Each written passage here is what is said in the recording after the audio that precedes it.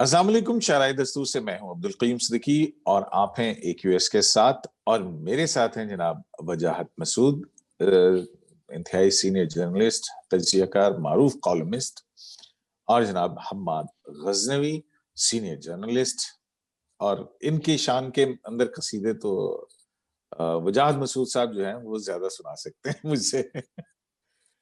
تو دونوں اب آپ کو ایک لمبی جدائی کے بعد جو ہے وہ خوش آمدید جناب.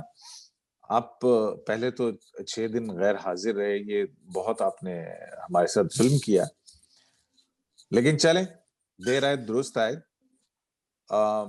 اس دوران میں بہت ساری ڈیولپمنٹس ہو گئیں. براڈ شیٹ آ گیا، براڈ شیٹ کے اوپر نیچے بیانات، انکوائریاں، عظمت سے شیخ صاحب کی انٹری ہوئی، کنٹروورشل ہو گئی. پی ڈی ایم تحریک عدم اعتماد کے حوالے سے کنسنسس ہوتا نظر آ رہا ہے، اور دوسری طرف یہ ساری صورتحال بنتی آ رہی ہے. لیکن ایک ہم یہ بھی دیکھتے ہیں کہ حکومت کی طرف سے یہ بھی بیانات دیے جا رہے ہیں کہ بالآخر انہوں نے وزیر اعظم عمران خان کو ایک آئینی وزیر اعظم تسلیم کر لیا، تبھی تحریک عدم اعتماد لے کے آ رہے ہیں. وجاہت مسعود صاحب، یہ خوشی کی بات ہے؟ نہیں، آئینی وزیر اعظم سے ان کی کیا مراد ہے؟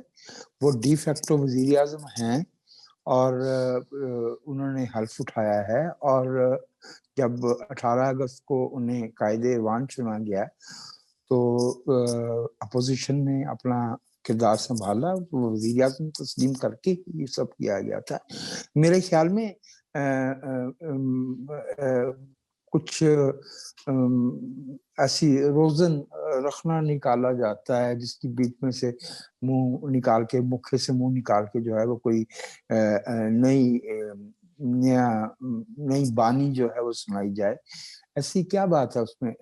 یہ پہلے دن سے پی ڈی ایم اور اس کی جو جماعتیں ہیں ان کا موقف رہا ہے کہ وزیر اعظم منتخب ہوئے ہیں آئینی طریقہ کار سے. اس آئینی طریقہ کار کو جو ہے وہ دستکاری کے ذریعے جو ہے وہ مینیپولیٹ کیا گیا ہے، اس کے ساتھ چھیڑخانی کی گئی ہے. اس میں جو ریگنگ ہے، یا جو عمران خان صاحب کا وزیر اعظم ہونا متنازع نہیں ہے. عمران خان صاحب کے وزیر اعظم ہونے سے پہلے، انتخابات سے پہلے جو کچھ کیا گیا ہے، اور جو احتساب اور امیدواروں کے ساتھ اونچ نیچ، اور پھر جس طرح سے جو ہے وہ یہ سب تماشا سجایا گیا ہے، اس سے یہ انتخاب جو ہے یہ مشکوک ہے.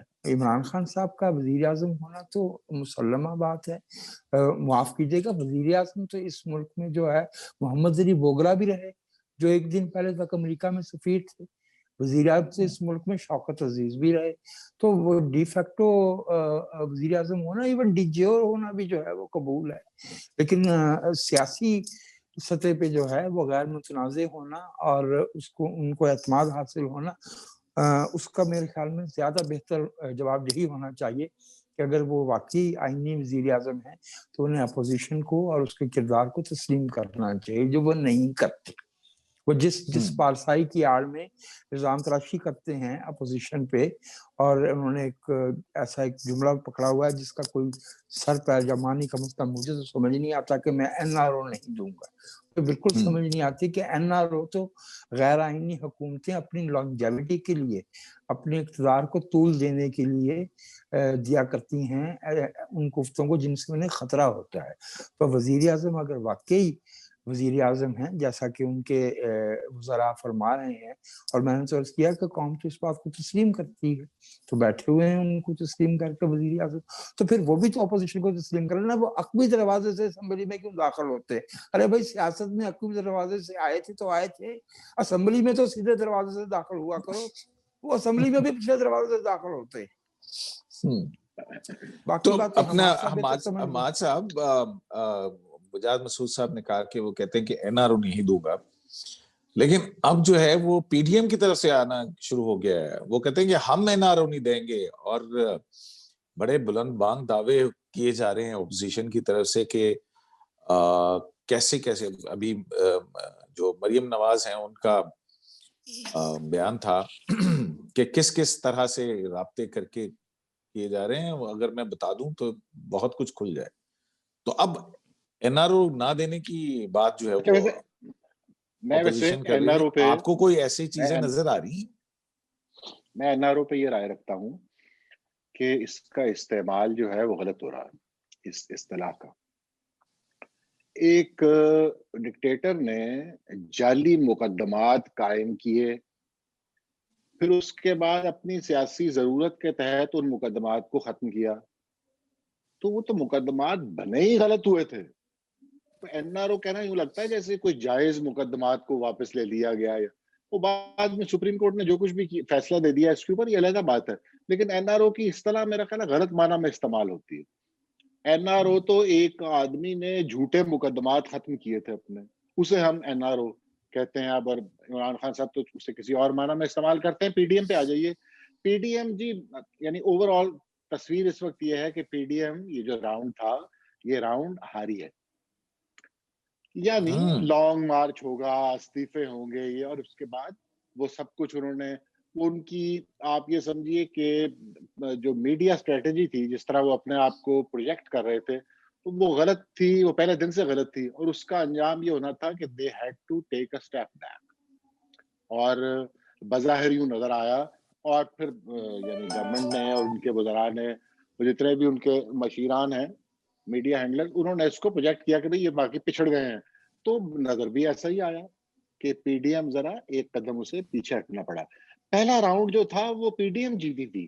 یعنی جب جلسے شروع ہوئے تھے سارے پاکستان میں، تو وہ ایک ٹیمپو بنا تھا، اور وہ تقاریر ہو رہی ہیں، اور نواز شریف صاحب خاص طرح کی تقاریر کر رہے ہیں. اس سے ایک ذرا ہیبت پینک جسے نظر کہتے ہیں آتا تھا وہ تاری گورنمنٹ ہو کے رہی اندر. تھی، اور پینک نظر آتا تھا. ایجنڈا سیٹ کیا انہوں نے. دوسرا راؤنڈ جو ہے وہ حکومت جیتی ہے.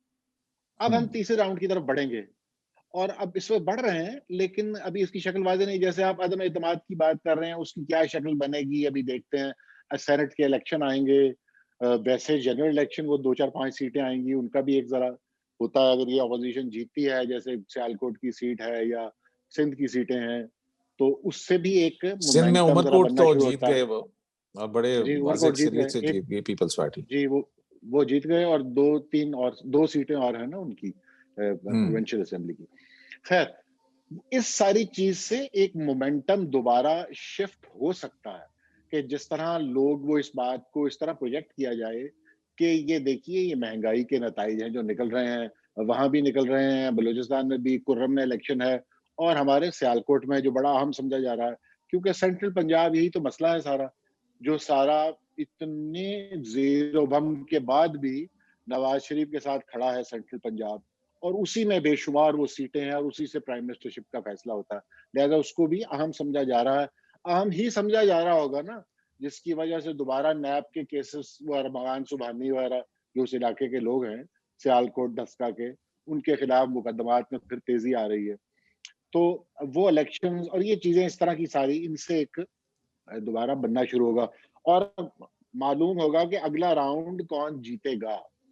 فائنل راؤنڈ تو بھی اگلا مجھے راؤنڈ نظر نہیں کون آ رہا. جیتے گا؟ وجاد مسعود صاحب، ہم یہ دیکھ رہے ہیں کہ یہ جو اگلا راؤنڈ ہے اس میں 2 چیزیں بڑی مین سٹریم میڈیا کے اوپر بھی چھائے ہوئی ہیں، جس پہ بہت ڈسکشن ہو رہی ہے. ایک ہے براڈ شیٹ، اور دوسرا فارن فنڈنگ، یعنی پروہیبٹڈ فنڈنگ کیس جو الیکشن کمیشن آف پاکستان میں. آپ دیکھیں اپوزیشن جو ہے وہ پروہیبٹڈ فنڈنگ کیس سے امیدیں لگائے بیٹھی ہے، جبکہ براڈ شیٹ کی جو ناکامی ہوئی ہے اس کے بعد گورنمنٹ جو ہے وہ اس کو پولیٹیکلی پلے کرنا چاہ رہی ہے کہ اس کی انکوائری کروائی جائے اور جسٹس عظمت سی شیخ سے کروائی جائے. اب یہ جو ساری صورتحال بن رہی ہے کہ اس میں کہا جا رہا ہے کہ شاید سوئس یا ایس جی ایس کوٹیکنا جو ہے اس کو بھی شامل کر لیا جائے اس ٹی او آرز کے اندر براڈ شیٹ کی انکوائری کے ساتھ ساتھ. تو آپ کو اپوزیشن جو ہے کا الیکشن کمیشن سے امید لگانا کتنا دیکھیے فائدہ مند لگ رہا ہے؟ پی ڈی ایم نے پی ڈی ایم نے اپنا 21 نکات کا ایجنڈا 20 سپٹمبر کو پیش کیا تھا، اس ایجنڈا کے ہوتے ہوئے کسی سیاسی تبدیلی کے لیے जुडिशरी से तवक्को रखना सादा लॉगी होगी। इलेक्शन कमीशन तो एक और तरह का आईनी इदारा है जो बाकायदा तौर पे आईनी तौर पे जिसको जो है वो पाकिस्तान की जुडिशरी तस्लीम किया गया है, सुप्रीम कोर्ट और जो आला अदलिया है।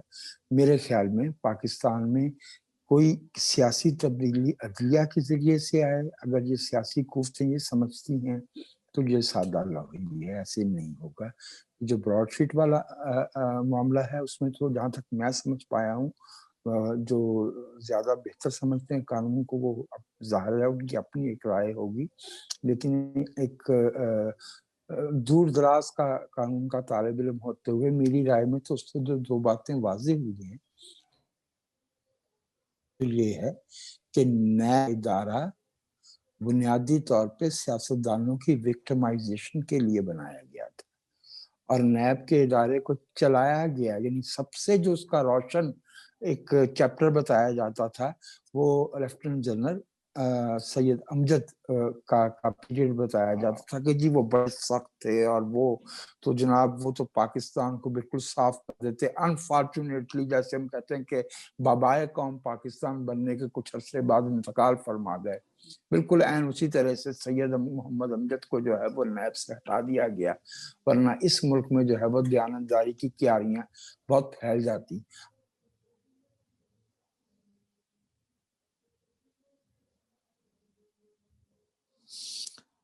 मेरे ख्याल में वजाद मसूद साहब का राब्ता एक मरतबा, हाँ मेरे ख्याल में कोई जैसे ही वापस इशू आ गया, लौटेंगे फिर इनसे हाँ बात दोबारा शुरू करेंगे। मैं आपको यहीं से जो ये बता रहे थे ना, दो बातें कि एक विक्टिमाइजेशन के लिए ये इदारा वजूद में आया था, इसी तरह इसका एक लेसन ये भी है कि सबसे अहम बात जो सामने आती है कि ये जो अकाउंटेबिलिटी सिफर होती है ना, जब आप किसी को अकाउंटेबल ही ना हो तो फिर वहां पर क्या क्या गुल खिलता है।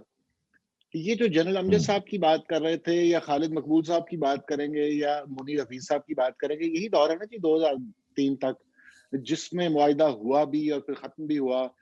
फारूक आदम खान साहब क्या फरमा रहे हैं, यानी अकाउंटेबिलिटी ना होने की बात कर रहे हैं कि आप कभी तसव्वुर भी कर सकते हैं कि एक आदमी यहाँ से, आपने एक कंपनी चुन ली जिसका कोई आगा पीछा ही नहीं है, आपने कोई किसी से टेंडर नहीं मांगा, आपको खुद मालूम नहीं है, वो बीच में एक आदमी फवाद मलिक साहब कोई आ जाते हैं जनरल नईम के जो वो हैं, और आप किसी जाके एक जेम्स नामी आदमी से वो क्या कर रहे हैं, किसी कंपनी से आप मुआहदा करने गए हैं, वो उसने नाम बदल के कहा किसी और से आप कर लें जी, तो वो उन्होंने ब्रॉडशीट से मुआहदा कर लिया। बिल्कुल यानी जीरो अकाउंटेबिलिटी के शाखसाने हैं ये, वो किसी को जवाबदेह ही नहीं थे। जो मार्शल लॉज में होता है, आप किसी को जवाबदेह नहीं होते ना, तो आप फिर उसके अंदर स्कैंडल्स दफन होते चले जाते हैं। सैकड़ों स्कैंडल, हर बात में स्कैंडल है, क्योंकि आपके पास कोई पैमाना नहीं है, किसी तरह आप किसी को जवाबदेह नहीं है। मीडिया का टेंटवा पकड़ लिया जाता है और कोई पार्लियामेंट मौजूद नहीं है, अदालतें जो है वो भी सहमी होती हैं।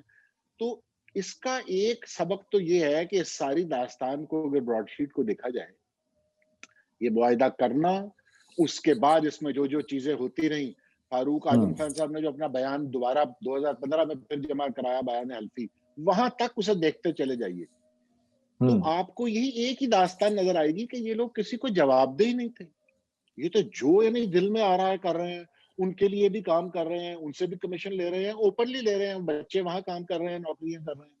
तो ये सारा अब देखे ना, जवाबदेही का ये आलम है कि नैब के हेड जो हैं, नैब के हेड वो आज के दिन भी पीएससी के सामने पेश होने के लिए तैयार नहीं है।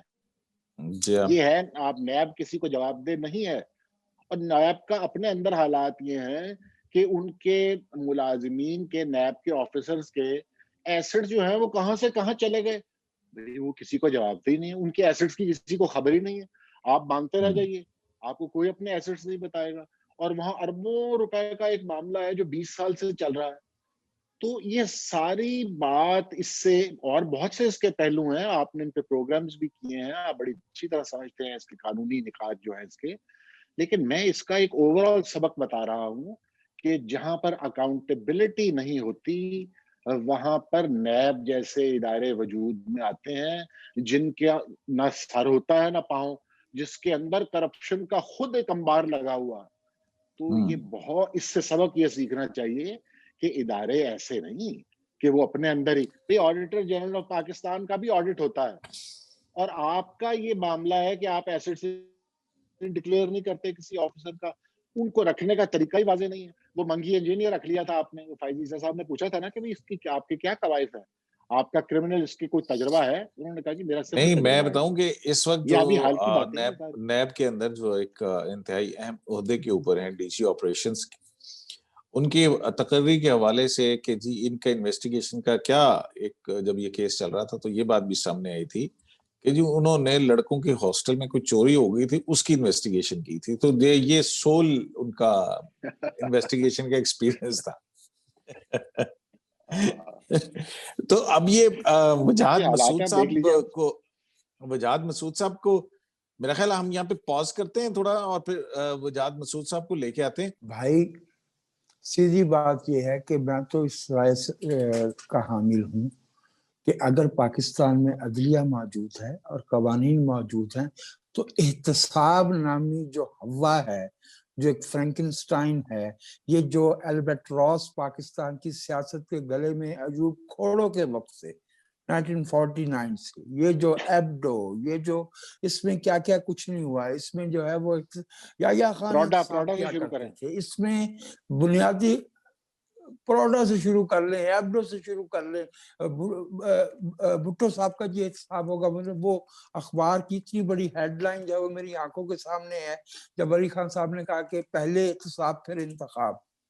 تو احتساب جو ہے وہ اس ملک میں لوگوں کی جمہوری امنگوں کو کچلنے کا ایک انسٹرومنٹ ہے. اگر عدالتیں موجود ہیں اور کسی نے قانون کی خلاف ورزی کی ہے تو جو معمول کی جوڈیشری ہے وہ کیوں اس معاملے کو نہیں لے سکتی, کیوں اس کے لیے جو ہے وہ ایک اینٹی کرپشن نما ایک چیز بنائی جاتی ہے جو بذات خود کرپٹ بنیادوں پہ کھڑی کی گئی ہے. آئیری کار, مجھے نام لیتے ہوئے شرم آئے گی, ایک بہت سینئر ہمارے قانون دان جو زمانے میں, چونکہ آپ کو تو معلوم ہے نا کہ کچھ قبیلے اور کچھ سپیشیز ایسی ہوتی ہیں جو آمریتوں میں پھلتی پھولتی ہیں, تو وہ نکل رہے تھے لاہور ایئرپورٹ سے باہر, تو ہم اس صحافی کہاں کھڑے تھے, تو ہم میں سے کسی ایک نے, جس کو ہم سے بہتر انگریزی آتی تھی, ہم سے کہا کہ سر یہ جو نیب کا قانون بن رہا ہے اٹس اے ڈریکونین لا.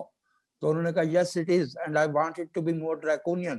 یہ وہ بندہ کہہ رہا تھا جس کی سن 2000 میں کم از کم 45 برس کی قانونی پریکٹس تھی. وہ ایک قانون کا دفاع کرنے والا شخص یہ کہہ رہا تھا کہ یہ ڈریکونین ہے اور اس کو مزید ڈریکونین ہونا چاہیے.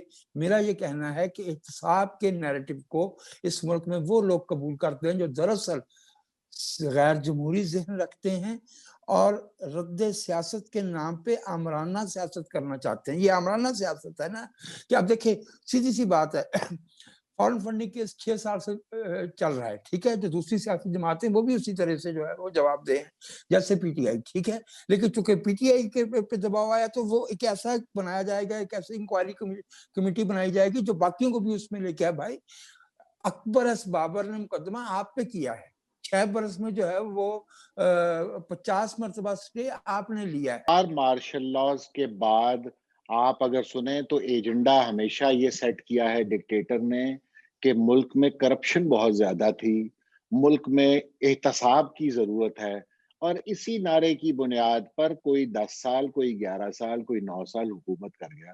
یہ معاملہ جو ہے, اب میرا خیال ہے ذی ہوش لوگ جو ہیں وہ تو کرپشن کا نام سنتے ہی سمجھ جاتے ہیں کہ یہ اس کی آڑ میں اب کیا ہونے لگا. ٹھیک ہو گیا.